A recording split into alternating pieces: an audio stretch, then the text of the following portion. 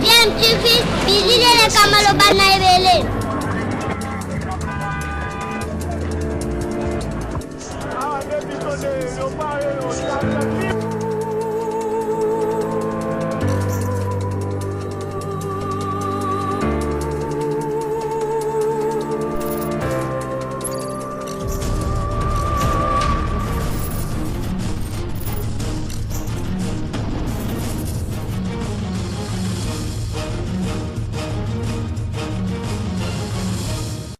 Tu veux toujours un enfant.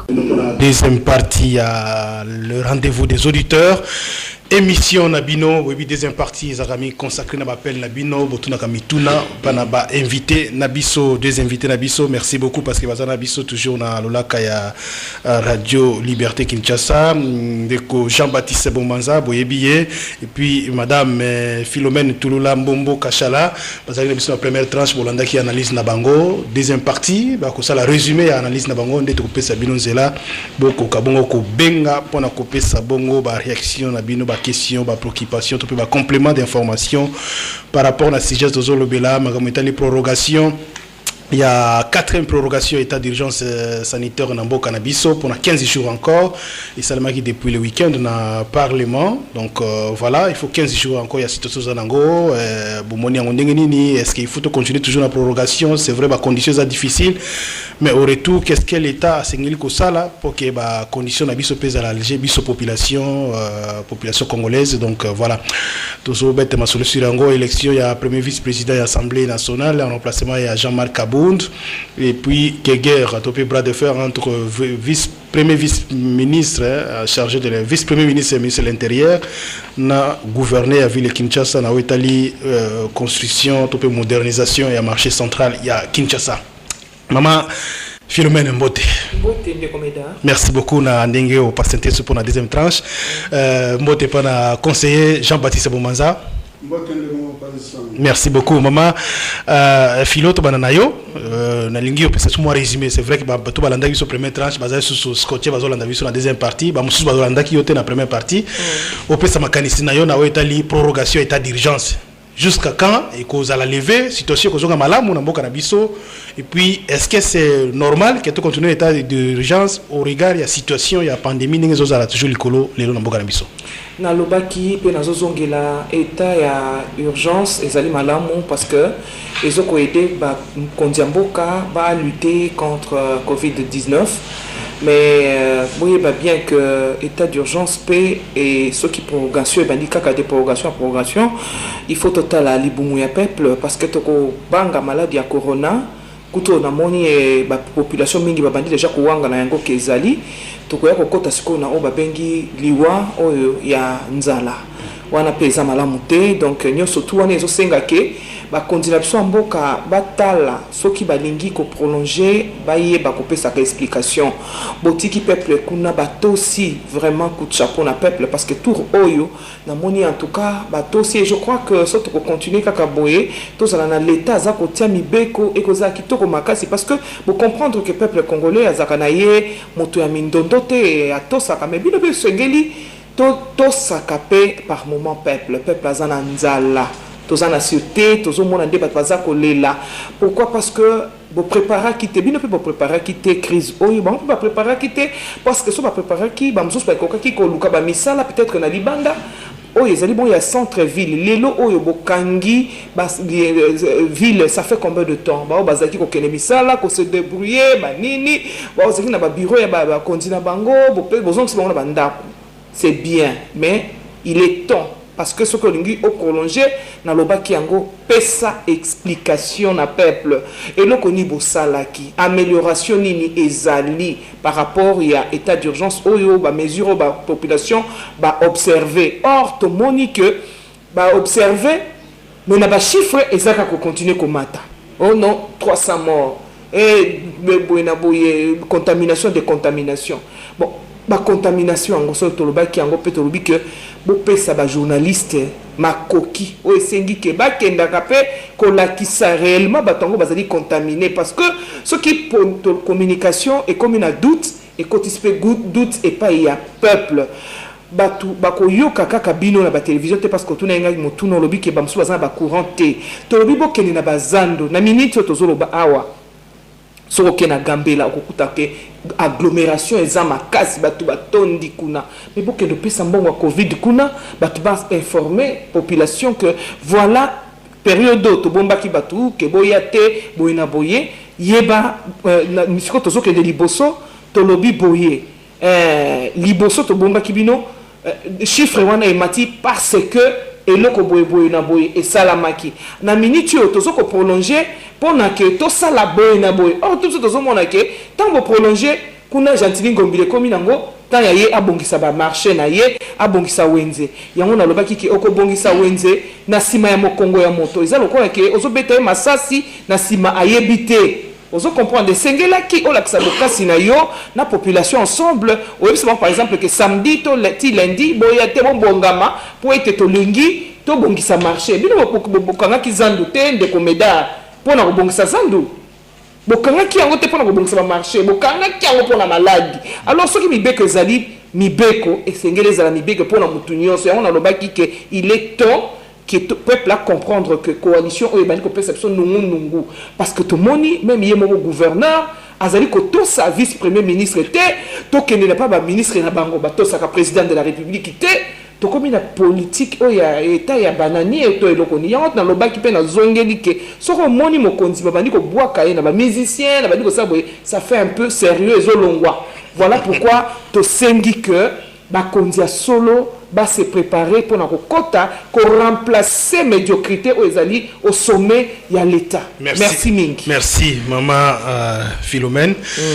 Touloula, alors conseiller Jean-Baptiste Bomanza, est-ce que mon que c'est un problème de communication? Ils allaient à la base de la situation, ils ont les cas de prorogation. C'est vrai que des débat ils ont le parlement, mais apparemment le peuple a impliqué dans le débat, ils comprennent pourquoi ils ont prorogé.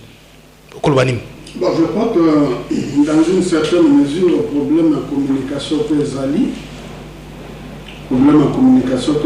Parce qu'il faut que l'effort reste à la main.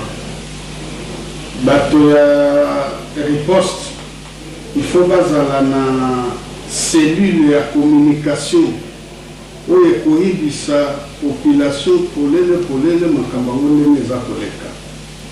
la première tranche, on a que Makambo Kolekawa, ils ont une implication sur le plan économique, voire même social. L'économie Nabisu est extravertie. C'est-à-dire que Tala Libanda Yamboka. En plus de cela, on a quatre Yamboka économie, on est informel. Nalobaite Gombe est centre de tout. Et l'administration à l'État, surtout, nous a concentré dans Gombe. Et le fait que va confiner Gombe, c'est-à-dire va confiner l'activité nous. Vous voyez que Gombe, ndenge ezali wana eza lokola motema ya lobiko ya Congolais na ya Bakino.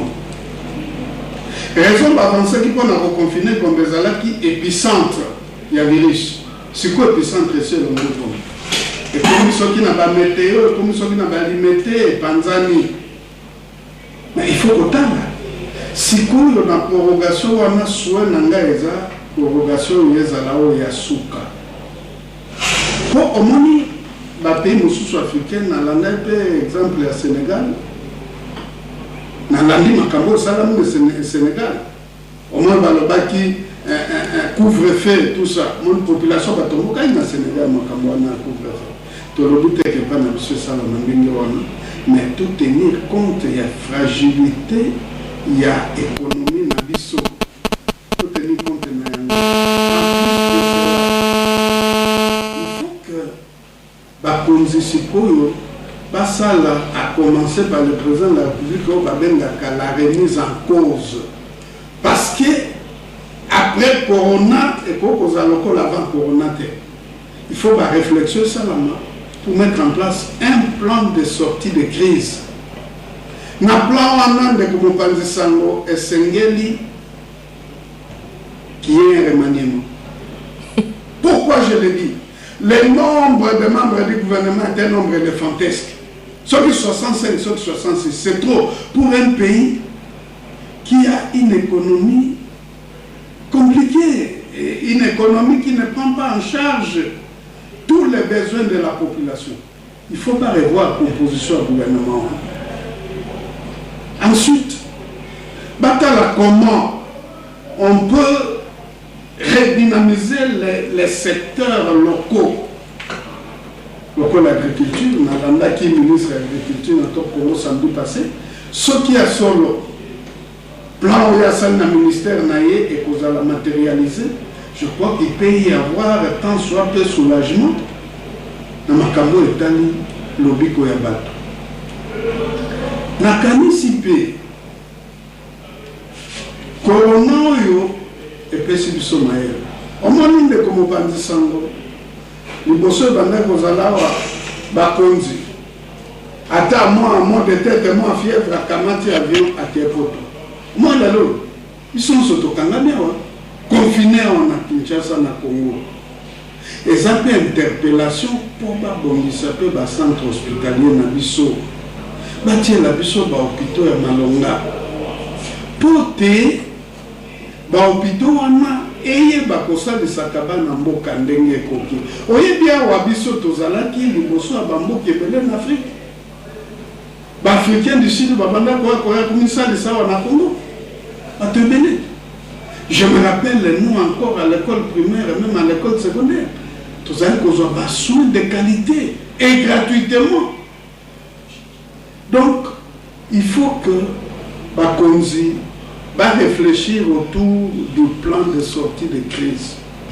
Merci. Dans l'Assemblée nationale, dans le baki que pourquoi la bassala qui coalition Félix, président de la République, dans Joseph Kabila, l'autorité morale et la majorité FCC, bakutana basirsoir les Cambouana. Et ça a sonné malamu te na opinion les Cambouana. Nkambo wapi? Oyo batie Jean-Marc Kabundu pembeni. Bayokana kite. Bongo na kolongola bakoyokana te. Boyokani oya kozalawa, oya kozalawa. L'élection est déjà les 12, hein? Non, rien n'est impossible. Est-ce que c'est quoi les actes peut-être que conseiller IDPS a levé option à Tinda Moutoussou? Mais c'est Sopanite. Position dans les actes, l'autorité morale mi balé bakutana. Bah ce soir alors quoi? Vous connaissez que basolo la guité Makambouana? Ça s'est passé comme ça sans que. Bah solo la bongo comme un résultat parce que Jean-Marc Kabundu n'a réagi au propos de Tambomon. Tala les Kambango. Jean-Marc Kabundu Bakembango ba déchoir. Mais Tambomon ba sengi levé à immunité naïe. C'est non à l'obino.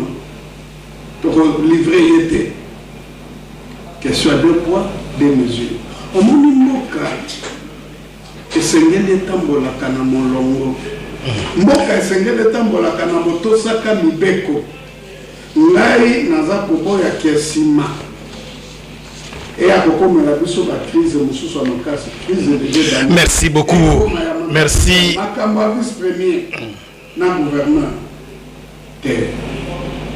Dans ce qui s'appelle République, les choses ne fonctionnent pas de cette façon-là. Un gouverneur ne peut pas évoluer en électron libre. Et ça l'a caté. Vice-premier ministre, je crois que cette fois-ci, comme l'autre fois, on avait réagi négativement à lettre, instruction, il y a appelé ça dans la nomination. Comme ça se répète. Qu'est-ce qui se passe au GIS? Qu'est-ce qui peut justifier Moukonzi Alobi, vice-premier ministre a eu décision, mais gouverneur, les cas d'espèce, tout sangote. C'est quoi au GIS? Parce que c'est Balobi qui est ballon de bazar au pouvoir. C'est la réponse. Comme on dit, l'appétit vient en mangeant. Ndekonanga Gilbert Kankonde. Ceux qui osent l'andanga te, bandeko, ba service na osent l'andanga. Tiens, ma moto na oke Mokonzi basakanaka na ngote. Ce qui est dit pour continuer à ça, c'est regrettable. Merci. Merci. Maman Philomène, au placé pour moi qui est résumé, c'est vrai qu'on le voit déjà la première tranche, mais ma cambotali moi guerre wana entre gouverneur, vice-premier ministre et puis ma cambo élection il y a remplacement il y a Kabound. Makambo élection, il y a remplacement à Jean-Marc Kabound, auditeur na bazali Kolanda, ebike na ebisaki bango que Jean-Marc Kabound a relongate vice-premier ministre, vice-premier il y a Assemblée nationale, nazalaki na lobaki on a Tina. Ce que vous avez dit que balobi ke balongoli et justement ils allaient oyo kakake bato yo bazolinga kolakisa ke bazali na pouvoir pendant que bazana yangote. Voilà pourquoi madame Mabunda azali ko kende toujours ko sala ba erreur en erreur. Yango na erreur moko nazo mona ke ba o baloba ke o ceux qui va voter moi si ezala kaka pona problème parce que okoyana ba sentiment na bisika we sengélité azo sala ba erreur moko très ya mozindo parce que pétition wana asali yango na mbango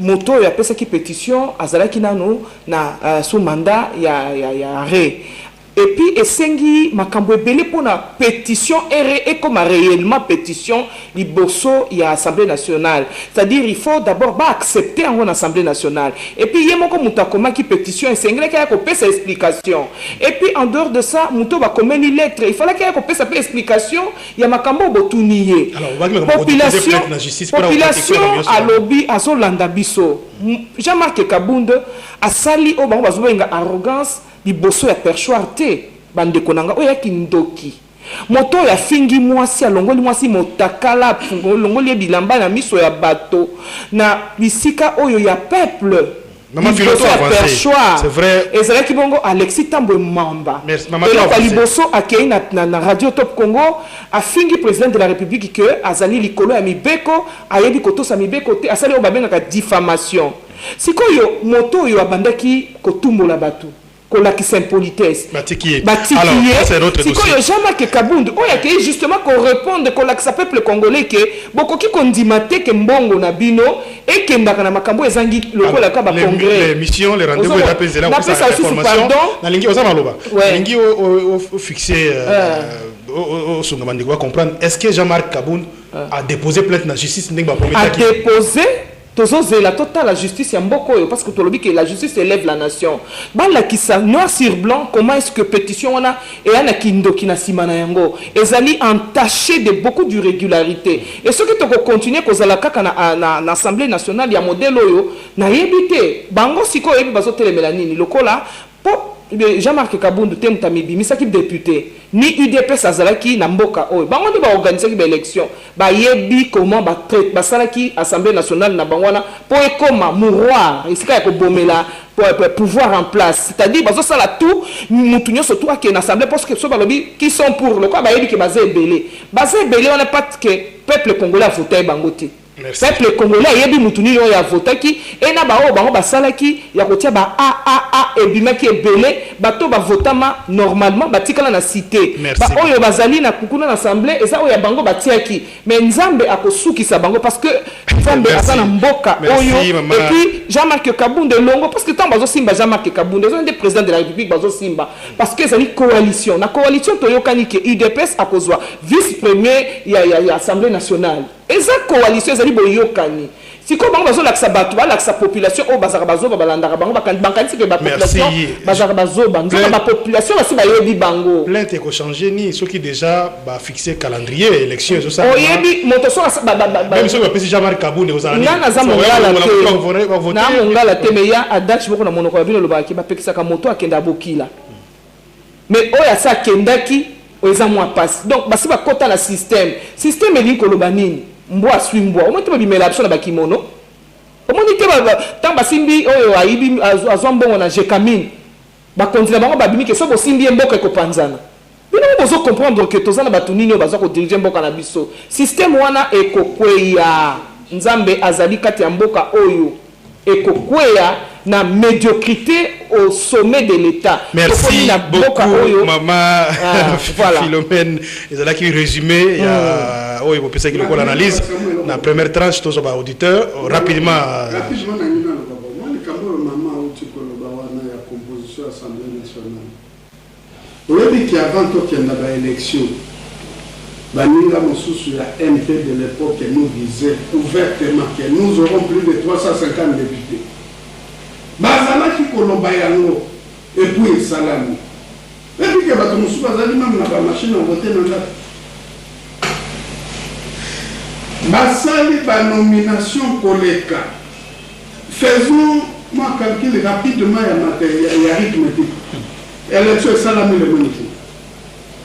Comment on peut comprendre que le même jour, il représente Moutoumoussousou, la majorité va passer Moutoumoussousou. Ndeko Jean-Baptiste Bomanza, vous allez expérimenter politicien Mounene Mboka, nous avons makambo tambola, les amours parenthèse, nous avons tambola sikoyo. C'est vrai que coalition au pouvoir, tout quoi en vouloir en monter, mais est-ce qu'il faut continuer toujours la coalition au regard de la situation nous avons un décor, maman filo ou déplorer, ils sont en coalition, mais Bengani ou Yazal quoi représenter à parti Moussou, à Keinaye, malgré y a Salaki, le Koulambeba, tout ça, mais Balongoli quand on a Kei, d'après Ndenge va reprocher l'Assemblée, d'après Ndenge va reprocher l'Assemblée nationale, donc revenir à Nate, côté la Makamanjo qui est au niveau du gouvernement central, au vice-premier ministre a eu une décision, le quoi ça monte à IDPS, au qui est gouverneur, à tel côté Moussou, tout continuer quand Ndenge est-ce que Mbokango espoir les acquis de la population et cause à l'avènement un résultat ou bien il faut aller prendre une autre formule. Nous allons tout droit vers le mur. Tout droit vers le mur. Et Awa, président Tshisekedi, à sa compagnie de lutte, il doit requalifier sa façon de gérer le pays maintenant. Makambo ya Covid, Makambo ya Bassan jours, il faut essayer une nouvelle orientation pour sauver le pays. Tango yé à Tambolaka, même les jours de prestation de serment, par rappel à Félix, Kobo Sanater, papa, qui le peuple d'abord. Et il faut que le peuple d'abord ramène ses livres. Coalition est comme un abysse nulle part. Parce que les locaux là, Bato Bazali ensemble, mais Baza ensemble était. Baza comme Luka, Nano Okanga Moninga Kachaliboso. Yo sur Mona, sous Kabila. Qui est ce député qui avait pris la parole pour traiter Kabila d'inconscient en pleine plénière de l'Assemblée nationale pour bâtir qui est Ndengewa? Tomonawa, nous sommes les cas. Félix Ifoye Baké a outimé dans l'île de Perse. Fille née en opposition. En 2023, Bakotou n'a pas compte de la population de Naïe. Oui, allez-y. Bakotou n'a pas compte de la population. La population Bakotou Naïe, le Konzi, Oyo le Baki, les autres comme Wapi. Mais il y a Bakotou Bakotou na coalition en Ate. Et puis, Batoya FCC. Basi batandi baposwa bitabe. Ndenge nini cash na bango pour réussir te. C'est pourquoi nous avons un plan de sortie de crise. Il faut les analyser. Comme les Amboka Bissonios. Si quoi est comme les Kamboya Mabele. Il faut sauver ce pays. Merci beaucoup. Merci. Toke Nanzela Singa Neko Jean-Baptiste Bomanza 082 33 33 749 082 33 33 749. Alors bonjour. Bonjour Papa Jean Médard Liosso. Bonjour Neko Raphaël. Bozanga maman Abisso Philomène. D'abord je félicite maman Philomène. Avec l'esprit à état de droit, liberté d'expression, la émission d'Abisso. C'est ça l'esprit de paix. Et ça galère le terre. Mais ce qui est esprit au côté militant sur Congo, Conga. Et c'est le coup là, on a vu sur le fils Moukoko, à travers la présence publique, mais il critique la gestion de notre pays. C'est ça l'esprit de paix. Et ça dit le thé, il y a un peu de comportement de maman Abisso qui le met par rapport à l'intégration. Et c'est là, c'est bongo. Et puis, je félicite encore notre président public, Félix Tshisekedi, Pachetel Béton, le chef de l'œuvre, savant politique du XXe siècle, pour la énième nomination à la tête des Nations Unies pour la paix en Afrique. Et le président en existe maintenant. C'est ça même la diplomatie agissante. Oyo Faros, Oyo Mwanamboka Sanango, Yango Lelo, Corona Bisso, à cause de la carrière magique du monde. À cause de la sujet, papa Nangaï. Par rapport à Ngobila, notre ministre Yabiso, au monde, il va toujours qu'on répond un des imbéciles par le silence. Bah, imbécile, on a passé le monde, on a nommé bourgmestre. Notre vice-ministre a intervenu à le comme côté. Ce sont des imbéciles. Il faut toujours répondre par le silence. Seulement, on a dit que nous sommes en moto. Il a ici ma moto, il est moko. Parce que pour les cassations, et c'est possible pour essayer dans un non, le bilan qui est bloqué à la wana. Parce que pour les jeunes, depuis longtemps, avant que tu mouta, aïe, on bien. Et puis, période de confinement, il y a beaucoup de bateaux, machine de bateaux, boumi. Donc, on est pour créer sur le plan populaire. Oh, il y a un qui a touché chaque jour. Mais dans le cas où on a comme on a d'ailleurs, le staff qui n'a pas dit qu'il anniversaire à Kabila. Et c'est Ngeli, depuis le biseau. Moi, Sony, Moroboui, quand même, si tu bloques, quand même, s'il te plaît. Merci, Ndeko Raphaël. Vous allez unis pour combattre ensemble. Merci beaucoup, Ndeko Raphaël Namatongue. Yo, quand tu as dossier belé aux yeux introduction, aux yeux sujet du jour, cité par notre dossier. Allô, bonjour. Ouais, allô. Allô, bonjour. Oui, c'est Papa Obala. Oui, Papa Obala. Oui, na petit mot de la Papa Bomanza, na mona yekala, na moni sur IDPS. Pour IDPS et tout ça. Na moni sur Papa Bomanza, na moni sur IDPS et tango ezalaki pour Félix Aboma IDPS. Ah. La contribution à ezali bo. Covid ezana no manki ya koyeba mboka. To zalana no dirigete na bato bayebi mboka. Bana mboka bazate. Abila autaki na zamba, ayena papa na ye brusquement chance eloko pamba zu pouvoir. Yango ayebite bakino babibaka ndeni passe ni kosango. De Félix avandi na poto.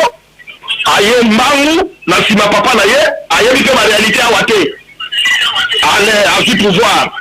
Yango bazo bunda bayebite ndeni biso to vivre ko tozo souffrir, bango bazo mona te bazo bakita mikolo ya état d'urgence. Wana eza pona Covid. Na kokele na mbabu. Na kena nani ya mibale. Pona zando. Pona problème ya zando, eza problème ya COP. COP oyo ndeko Félix atangisa biso na ba coopérant. Ba coopérant yepe aza coopérant. Non. C'est pas na kati ya problème. Papa Obala. Botala nano. Papa Obala. Papa Bomanza. Allô, Papa Obala. La vérité, lobaka vérité papa na ngai. Na lingaki yo makasi na yebite okoma wapi. Loba vérité boliele monoko te papa Bomanza. Na yebisi yo boye. Zando wana ezali basosé ya Félix. Nde bazosala biloko wana. Tala bakopango. Basombi zando bendie.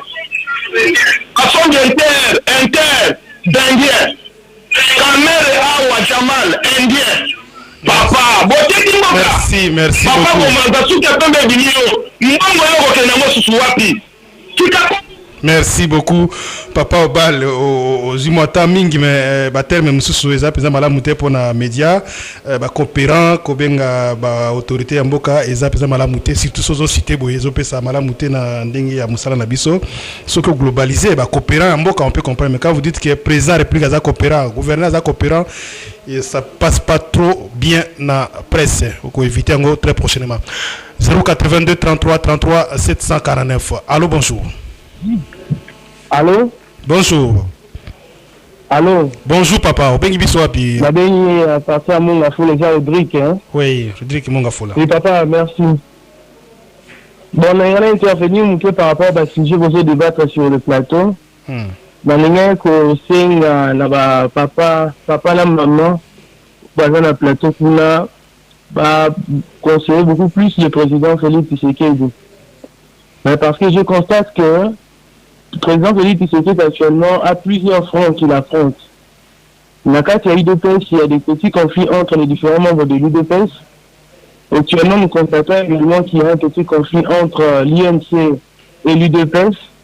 Il y a encore un autre conflit entre l'UDPS et la FCC. Donc, le président Félix se trouve dans une situation où il y a beaucoup de fonds. Il est en train d'affronter plusieurs personnes au même moment. Mais l'enseigne a un partenaire où il y a cash et les membres de l'UDPS va faciliter beaucoup plus les tâches. Le problème aux internes de l'UDPS va concerner beaucoup plus le président Félix. Et l'enseigne a bateau à UNCP également que base problème où il y a comme un problème qui est tout à fait normal, il y a justice et concernant le président sécurité. Et c'est dans ces cas que je vais demander, en ce qui concerne l'élection aux Anarats Assemblée provinciale, que va coach à président Félix T, dans quel sens que toi, membre de l'UDPS, que ceux qui ont la possibilité de candidat, mais dans ce cas, il faut d'abord résoudre le conflit interne en ce qui concerne l'interprétation des textes aux Anarats à le niveau et à l'UDPS. Et c'est la contribution que je voulais donner par rapport à ça. Deuxièmement, en ce qui concerne le ministre de l'Intérieur avec le gouvernement, en lisant le dossier, les documents et les textes légaux réglementaires, je trouve que le ministre de l'Intérieur a un contrôle de tutelle vis-à-vis du gouvernement provincial. Donc il a ce plein droit de donner, par exemple, des instructions au gouverneur. Dans ce gouverneur à respecter, il peut appliquer la loi. Bon, merci beaucoup.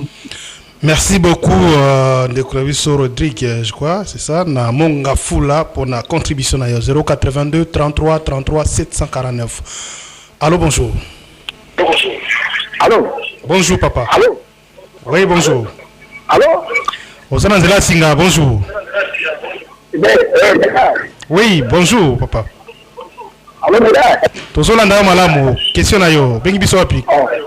Allô, mesdames.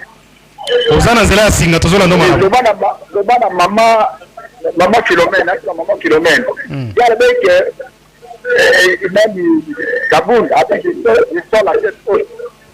Mais pourquoi tu vas donc t'approcher? À quel point tu dis pour la nuit? Merci. Maman Philomène, Kaboul Robima sort la tête haute, mais pourquoi ils s'accrocher? Pourquoi ils s'accrocher? Donc voilà. Allô? Allô, bonjour. Bonjour, monsieur Meda. Bonjour, papa. Nalina réagir pour la Italie 4e prorogation de l'état d'urgence. Et place na monaki maman Philo à lobby ezali malamu mais kasi baye ba pekota la libumu ya bana mboka. Na comprendre parce que la première partie à émission la joie qui tend il y a intervenir mais la joie qui a fait na 4 malheureusement. Je n'ai pas comprendre pour na nini boditeur banda ko féliciter mingi bazala qui a raison parce que maman Philomène alobaki bien malamu tikawana. Je n'ai pas sosolake maman Philomène azana boignan pour la paix bande comme susu il y a parti politique va ko défendre ba parti na bango kasi esengeli a comprendre et loko ni comme ça ka bango MP buzoba aplim sangwa momuke na terme ezali ki fanatisme soki ki fanatisme et là qui bino mingi nde sala ka kebo comprendre les sources penza bosenga ya population te to pe comprendre les sources défendre ba valeur. Alors, problème, il y a ndeko, il y a maman Philomène, il faut comprendre les Zalaka Wana. Et, pour ayeko lobali susu, pour papa mosusu alobi, problème, il y a communication de motivation se poser pour la makambu ya Covid-19, azana raison. Et puis, le gouvernement a raisonné, a réfléchi autour, il y a plan, il y a sortie, il y a crise. Donc, ayeko déplorer peu les sous gouvernement éléphantesque on appelle les sous ils l'ont comment se décrire qui yango papa wana azana raison alors ngana zo intervenir boye et avis nanga ezali boye pour na prorogation ya état d'urgence na lingi gouvernement na biso azwa ba mesure o ekozala adapter na ba réalité na biso mais malheureusement nazo constater ba mesure ezozwama et comme si bazo zongo besoin la kaka boye biso to mona intérêt na biso tie le gouvernement azo to mona place mon côté azo ya ko intervenir pour na ba difficulté na biso Alors, Maman Philo a lobby pour l'élection, il y a changement, il y a Kabund. Peuple congolais a lobby, peuple congolais et vota qui va député au Kanati. Parce que batombo la statut tout ça. Alors, ngana mialo bana Maman Philo boye. Deminde olingi ou dénoncer yango. Vous évitez que yana batu musu va dénoncer yango entre autres biso. To dénoncer yango est-ce que vous allez ngambo na biso. Vous allez embrouiller na fanatisme, s'il vous plaît. Alors, na lingi vous comprendre le ko wana Maman Philo, na sepe na intervention na yo. Mais dans la seule remarque moko jamais papa jamais dali sanga moko. Rapidement papa. Il y a quelques secondes. Nazomona surtout na ba rediffusion. Oh là là. Bon, après émission, bien un numéro dans privé, hein, pour ceux qui ont une observation pour la rediffusion, bien à 081 177 0262 081 177 0262, on a le numéro dans privé pour la observation au Italie, diffusion ou rediffusion et émission, donc répondre bien. Allô, bonjour. 082 33 33 749. Allô, bonjour. 082 33 33 749. Toujours deux appels. Allô, bonjour. Oui, bonjour, monsieur Meda. Bonjour, papa. Bon, naina intervenant de ko Janel, naina intervenir à propos ya de ko à Pingi à Komiko, peut-être chef de l'état de sport, bien de coopérants vraiment propos à boye ceux qui en tant que gens ceux comme moi monta comme le mabe boye faut pas katambala moko pour biso ba ndeko ko toze makambo bote n'importe qui a commis comme manque chef de l'état kende na observation na yo déjà tu suis sur le projet. Oui, tu le projet déjà kende ya bato au invité les lots par le bien makanisa bango ça très bien biso pe tozo landaka oyo ba koza biso bazoloba pour monta ko fa le pour pour na maladie pour na maladie mais pour za mto côté de là opposant mais loba kotanga en tout cas baza na kimia vraiment 15 ans soit to stili munyenga amoni ete bakai diminuer pas ko fonga makamno supplément wana de makamno. Merci beaucoup. 082 33 33 749. Allô, bonjour. Bonjour. Bonjour. Obengi biso api komo nani? Obengi biso api komo nani préoccupation na yo. Allô, to solanda yo. Comment on Jean-Paul Langi? Oui, Jean-Paul Langi. Question. Oui, nazana dimeti na imina lo baboy makanisi na ngeza boy. Oyebi que ba politicien na biso on dirait que bazala kana ba problème ya makambo ebele so ba komi na pouvoir. Oyebi kaka Jean-Marc Kabundo mama aolela lelo alobaki alobi Osimbi FCC aux Andouki. Et puis, Augustin Kabouya, aloba lobi, changement na mboko ekoya na kombo ya FCC na cash. Lelo tozawa pikaka bango batu baolela. Alors, proposition na ngeza boyi. Ceux qui batu wana balingi changement ya mboka, batengeli kosala de toutes les façons, batia FCC Mupandi, et puis bango ba s'occuper na makambo na bango. Parce que batu na mboka tozali très sûr que na session IDPS na pouvoir des changements na mboka mais jusque là to senti ata elo côté. Merci papa Meda. Merci beaucoup papa Nabiso na limité Olangi. Deux appels hein de ko Junior Kassan très rapidement des appels to pesa malo par. Allô bonjour. Bonjour. Bonjour papa Bengi biso api komo nani? Victor Somboki na plateau. Oui.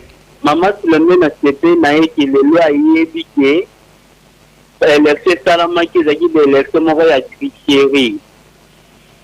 Tricherie banwa banomination banwa depuis na président de la République qui na ba député provincial et national na CP na biso maboko. Ponga na zana nganda IDPS na za eternité. On va ratifier dit que na za eternité. Na za exotique. Na pas tike que ta kota ngal ba marche ba ni ko tamula mais naza na ngai teni naza na mta IDPS te ekela mamba COVID-19 ezala ngo le plus facile okikasinga na tangawisi na bulukutu ozotemwa ndambu ya viki confort omeli corona virus epia nini ekei badeconfine bato batambola na soki wana nga papa Kiska na Limba. Merci. Si moi remède na yo pona coronavirus o même protocole na INRB donc na centre riposte ba examiner so ba approprié comme ça et ko sunga bandeko. Allô bonjour. Ouais, allô bonjour. Ouais, ça monsieur Walter. Monsieur Walter, oui. Oui.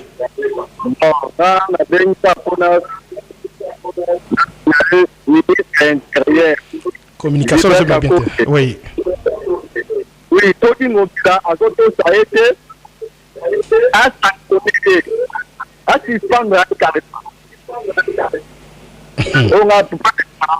Merci beaucoup. N'appelle Nabino, j'espère qu'il vous a toujours belé parce que l'émission de la Nabino vous a tout moment belé, mais tout ce qui va pour la lilo, tout peut ça maloba souka et pas na invité, va conclure et puis va me caper ko répondre si possible à ma question ou préoccupation Nabino. Tout va ne pas ndeko Jean-Baptiste Bomanza. Oui, merci beaucoup ndeko Mopanzi Sango. Na obanga liboso na ndeko Bal. Alors, à mon moment, là, Nazali, peut-être qu'à l'endroit de sous-souter. Alors, il y a toujours polele de Kobal. Na changé mon laïté. À tous les solis Nazali, le Kobal, il faut peut-être que la zone a changé beaucoup, et bien, il était temps de rendre au sol à la campagne. Là, Nazali candidat député national, na Lukunga. Nazalaki na compte ya Lamuka donc nazali ko continuer ko bunda bitumba naza Lamuka naza républicain ni ko lobani ni souci ezali mboka pomboke kenda liboso esengeli ndeko bale ayeba eloko wana nazali kaka na ndenge nazalaka liboso na changea te. Et puis, na likambo yo mama filauta koloba ma ponami. Nga moko ndenge nazale wande ko Mopanzi Sango naza victime deux fois. 2011 na ke élection. Na résultat ba gomenga. 2018 na ke élection. Na résultat ba gomenga. Donc makambo yo nga eza koka musanga ite. Mais bosembo ekoyebanaka un jour parce que au monde mboka eza propriété privée ya mutute pe ya groupe moko ya batute. Est-ce que awande ko Mopanzi Sango tango toyoka na ba réunion à FCC consort ba bisaka biso ke bango nde baza héritier ya Congo bakoko na bango batikala bango Congo bongo biso basali na bango un jour makambo ko bongwa naka na makambo etali Covid.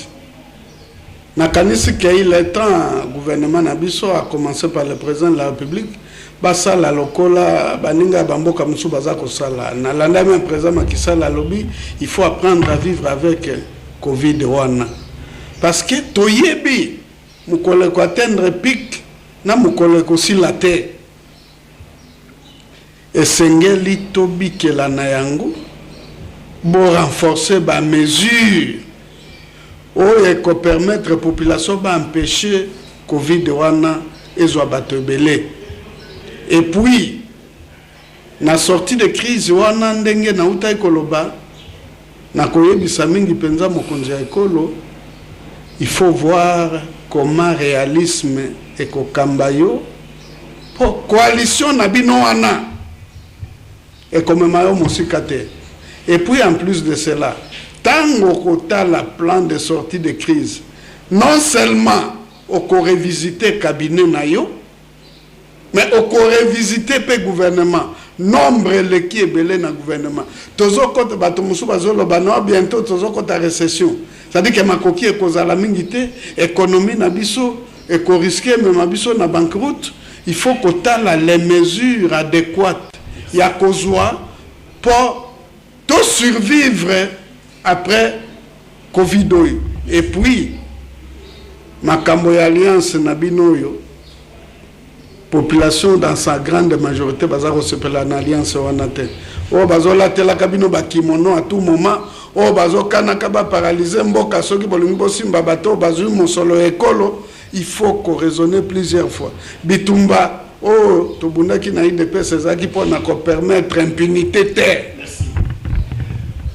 Merci beaucoup, Ndeko Jean-Baptiste Boumanza, Maman Philomène. Moi, commentaire, pe na ba préoccupation ya bandeko bauti obenga. Merci mingi Nandeko Siska, on va bengi biso à partir à Lemba. L'observation na yo ezali très fondée, mais nazali koloba que biso ngai na yo esengeli to changer, to mona kamakambo positivement. Moi je pense que ceux qui nazala kabo depuis longtemps, peut-être que bosokatan ya ko landanga malamonté na lobaka kaka tout o batino so bamona koloba très bas. Na lobi na likambo etali ba élection o lobi que tricherie et bandit à partir à président Tinasé bison surtout au monde qui élection. Donc ngana yo essayer de changer pour la nini. Lelo to moni de ko Félix Tshisekedi ndé Azasko à la tête. Na la ko rappeler que yete muta organiser ki ba élection pe perdre na bato na bango ndé ba organiser ki ba élection. Mais na linko tali sa yo loko moko bato yo so ki tricherie za ki à partir à président ba ko kai ko tia d'abord moto ba bengi kombo moto bango nani Shadari akoma candidat boyebi combat manœuvre salama pour na pouvoir wane longwe pa na bango ba bandaki liboso na ko meka ko bundisa constitution et simte ba ye na Shadari et simbite donc to ba ke repa wana et simbate tango ba yesu ko na tango ba député bino mo bozo tala kaka bino boza wana na sima na bango bolandaka bango voter mais tango ba kendaki na ba liste na bango pour na ko présenter ba candidat ye moko abimi candidat na sima na ye mwasi na ye oya landi leki na ye to cousin na ye batonda ni kuna papa mama mwana mwasi. Donc c'est pour que ke bazan a besoin ko tika pouvoir oyo tende konangai. Alors mutu lokola Tshisekedi oyo ezaka ka nzambe nde mutasali na mawa na ye ke al ko contrôler l'élection na ye. Merci. Parce que son na ye question ndenge bomba a bomba machine na ye élection wana na bato ba surveiller ki yango to kokuta na soko lingi obenga après to kosolo. Donc Tshisekedi ndeko nanga na Kabila. Na ye que mais non. Bah pour nous côté la donné à UDPS c'est qui matata. Ah ok. Et Simba maki musika yangwana voilà pourquoi ba kutana ki contre mur. Rien les ama comme ça to na contre na alors ndeko mongala lobby plus de obo conseiller Mokonzi Mboka mingi beaucoup de conflits à l'interne UDPS tout ça et mais c'est tout à fait normal. Système où ezala qui installé depuis quand. UDPS entre FCC et ça facilité ko longola ko déboulonner système. Lelo bozolo bakele pona ke pembango pona ko répondre de quoi lobby qui amoni na lelo moko tête de changement mon le côté de konanga basambisa oyo benga mino ko l'intouchable bino mo bobi ne mine mo ilanya zala kawa nana banda ko simba yake no ko sambisa est-ce que ibaki aibaki c'est ça c'est le problème ba biloko so to solo ba so ka aibaki te mais azai ko signer ba mbongo ezai ko kende par exemple ça preuve dans la justice ko funda yeke on a solo ba ibaki oko bimisa preuve so ki ba fundi voilà sikona tangu oyo ezali ke osali bazolandela bo bangala bino te ba ko landela mutu nyonso tout donc il y a déjà l'alternance changement et comme on en a mis ça tout na kei pour na likambu ya confinement et même libiso non seulement passé mais même libiso to yeba que peuple pe a vivaka mon peuple fait le kalamboka ozomona mais peuple azo vanda na ndako c'est bon na ba pays musu to mona kango mais c'est là za na biloko ko lia aza na salaire na ye koki donc ba bongisa salaire ba kondi ba bongisa comment ba jeune nyoso ba na cité ba koki kokoma pe lelo ba travailleur pe ba koko pe ma pe na ndako donc pour na koloba ke na remercier bino pour na kende bolobi pour na ndeko pourquoi s'accrocher alors pourtant ba ke ma kabunda zali ko s'accrocher tête haute non abimi tête haute parce que ba arriver ko corrompre yeti n'est-ce pas s'accrocher pourquoi il faut non on est à musala et puis ça coalition et que seni na muto yo aye s'accrocher na pouvoir na muto alobi ki abimi tête haute o lobi na ngai na longa oui mais na sepeli parce que arriver ko corrompre ngai. Je dis merci, mais pour les alliés qui ont telle corruption, coalition, na olongolanga ya lokuta, non, on a fait qu'il y a la justice. Voilà pourquoi donc à ça qu'on problème pandémie, il faut pas ça là, c'est qu'on fait réalité il y a biso mboka, hein? Pandémie, réalité et alliés qui et aussi ça Covid. En tout cas, ça très maillé les félicitations à lui parce que tolobi que ce qui peut tout ça qu'on néglige ça génie. Merci place aux alliés parce que ngapé na mela bulukutu na mel toza amso na sonia rolobate parce que tozo qui n'est pas ba indien.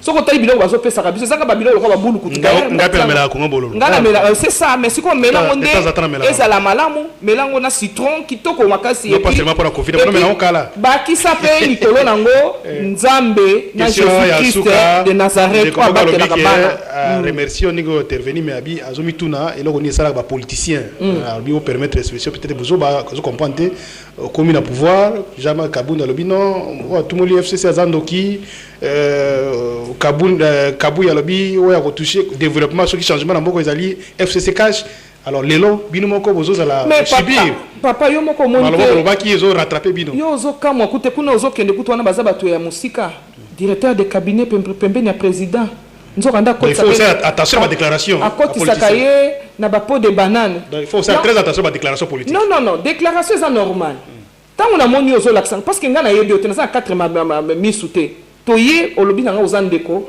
oye epananga mais na yebi mission oyo ozanango te mais siko tango on a constaté siko mission na yo na koyebi ça opolele pona kaya FCC tango week 18 ans batutu bazolela 18 ans ezaki bien te ba souffrance mboka ba impunité tout ça mais yo mukonzi ya parti olobi non oyo akofinga FCC hotel mais FCC azandoki mais tant yo ye olobi oza moninga na ngai ndeti lelo ndeko meda na zo yebisa yo bisala na communication to yekola o babenga ngo nani système donc ozo landa circuit ya communication merci beaucoup ozo comprendre communication landa ka circuit soki to yokani na yo Philomène na yebisa batuke jusqu'à preuve du contraire Meda reste mon ami merci beaucoup maman Philomène chargée de communication il y a président AI UDPS, Jean-Marc Kabound, merci na conseiller Jean-Baptiste Boumanza, na ndenge bosepela ki koleka na biso koleka na émission lelo na première partie puis deuxième partie